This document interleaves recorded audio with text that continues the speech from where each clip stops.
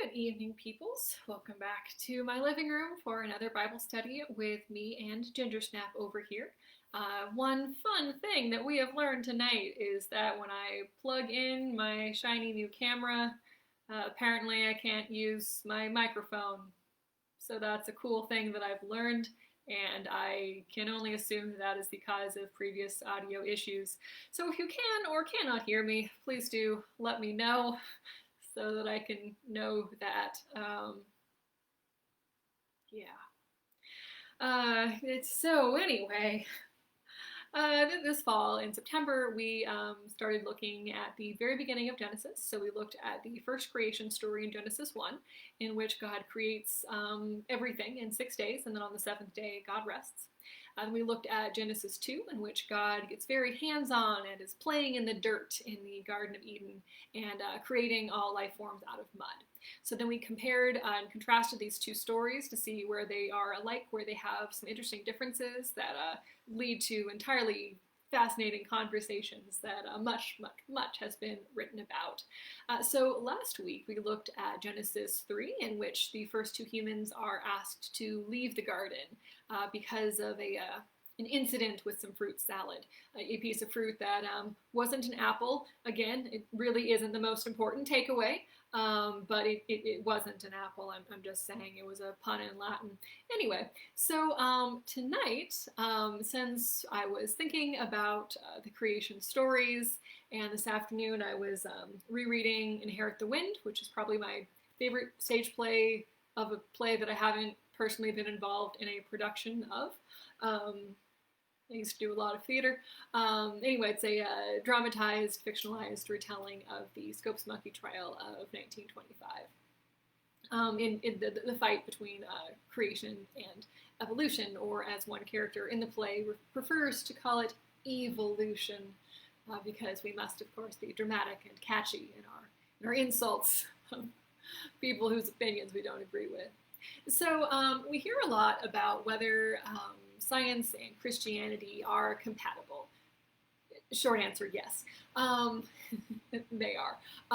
But of course, it's much more interesting to read about disagreements or to present fights on the news or TV, or this is how reality shows became a thing. The only reality shows I watch are baking based. Anyway, so fun fact, statistically speaking, most scientists consider themselves to be religious, including the majority of Nobel Prize laureates of the past however many years we've had the Nobel Prize, not my area of history. So because of the nature of education and the ability to be literate, throughout Western history, most of the people who could read or write, or who were able to make scientific discoveries, they were connected with or funded by the church.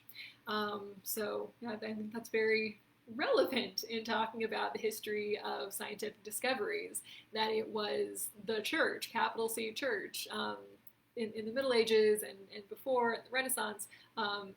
A lot of this was being funded by the church. So it hasn't always been a conflict. That's a much more recent idea. So Thomas Aquinas is a really key figure in medieval church history and in Christian writings in general. And one interesting thing that he said is that when biblical teaching is unclear, or when there are multiple interpretations about something about the universe or the nature of God, we should bear in mind that we might in the future have new learnings that give us a new outlook, and that might change our readings or our beliefs as we acquire new learnings. And I think that that's certainly true of what science has taught us in the past, any amount of time, that as we learn new things about the world, we look at the world in a different way. So more specifically, there has been an argument of whether evolution and creation are compatible. Again, short answer, yes. But this argument has only been going on for about 100 years, which is a really small amount of time in the grand scheme of things. So in 1925, there was a big court case of whether or not evolution and scientific theory could be taught in schools, because it was argued that if we teach the children that science is a thing or that evolution is a concept, that maybe that would just undermine every religious belief they have, and everyone will abandon the church. And in my opinion, if everything you believe in can be unraveled by one scientific author, then maybe your faith wasn't the most strong to begin with. Because I think we should question what we believe and think about what we believe and why we believe what we believe, and be open to conversation about it. Because if we just accept everything that we're told, I mean, that's not really belief, that's being like, yeah, sure, okay, that's cool, I'm fine with that. You know, it's not exactly the same thing. Anyway,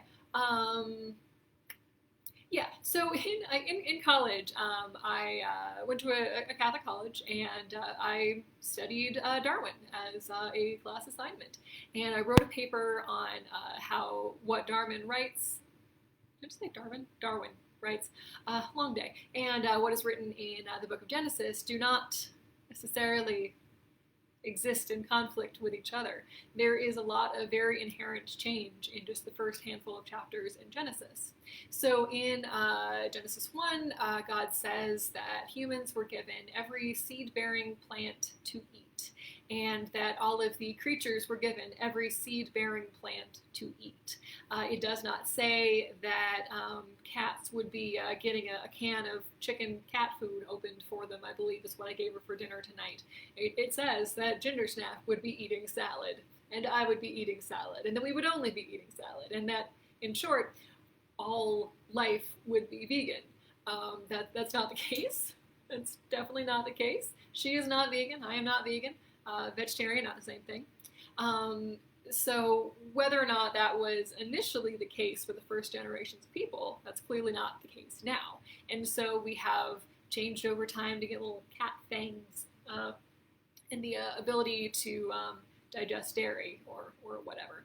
So there is a lot of change pretty inherent in the first chapters of Genesis, and I think that is the point of the first chapters of Genesis, that God created us, but God created us with free will. And because we were given free will, we made choices that changed the fundamental landscape of the earth and of our lives. Because of choices that we made, we no longer live in a garden of paradise. Because of choices that we have made, there is murder and famine and war and people just being jerks to each other. Because of those choices, we have changed the world. Because of certain ways that we would better survive, we have changed.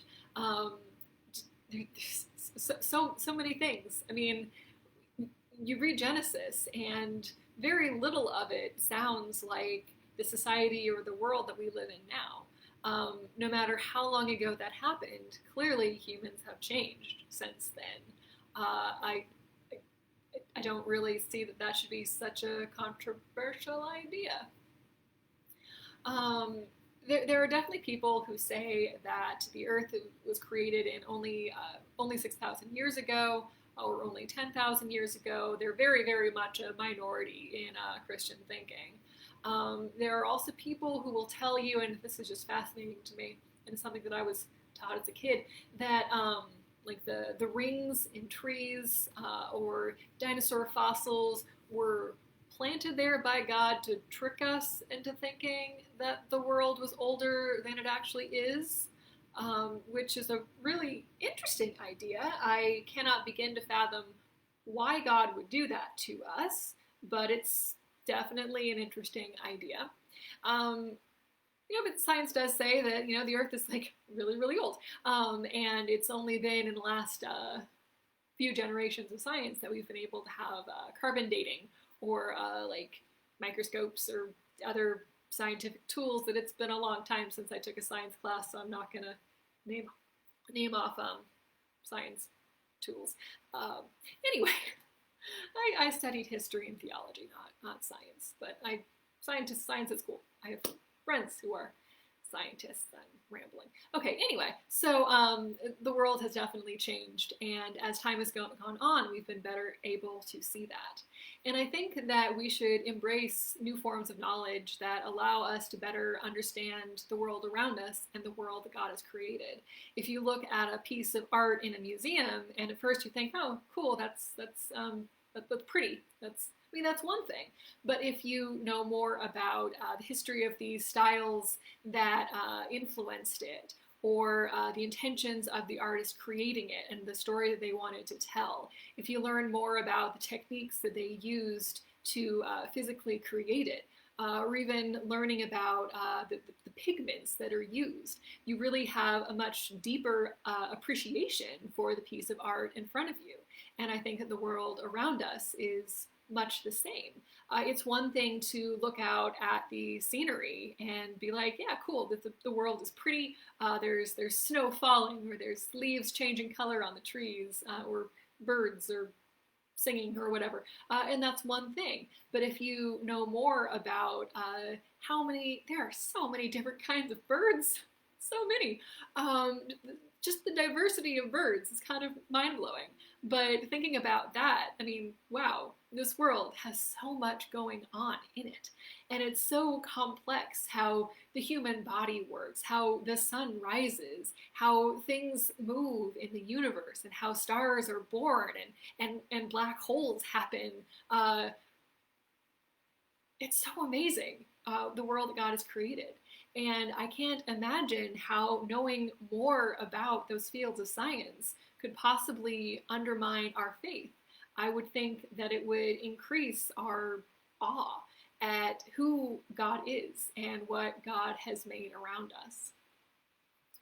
So as Aquinas said many centuries ago, the way that we see the world, the new things that we learn about the world and about how things work might change the way that we see the world around us. I'm not sure that that sentence worked, but I'm just gonna, again, long day, fighting with audio systems.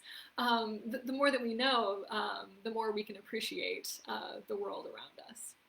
So God gave us free will, for better or worse, often for worse. People are often jerks to each other. People are great, except when we're not. So, we should use the free will that we have. And so believe what you will, but remember also that God gave you a mind that is massively complex. There is so much we do not know about the human brain. So much. So much. I worked in a psych office before I came here, and so I know a little bit about psychology and psychiatry, but there's so much that we don't know because the human brain is very complex, and humans are very complex. Where was I going with this? Anyway, so God gave us free will, and God gave us minds. So I think that we should use both of these. So we should think about what it is that we believe, and I think that that will make our belief stronger, because if our belief in God can be erased by a book that a guy wrote in the 19th century, then again, maybe the foundations of our beliefs weren't all that strong to begin with. So we should learn more about the world and ourselves. We should adapt to what is around us. We should change with the times when necessary. We should try to figure out new ways to love each other and ourselves and God and the world around us, and how to care for creation and the people around us. There's so much to learn in this world that I think that it would be a shame if we didn't try to learn more about it and to learn more about God. So I'm very glad that my audio came through this time. I'm going to have some angry words with the camera that didn't want to play nicely with my microphone. So I'm going to go Google some things and try to learn new things, because learning is good. We are all still learning. So anyway, good night, peoples, and happy Thanksgiving.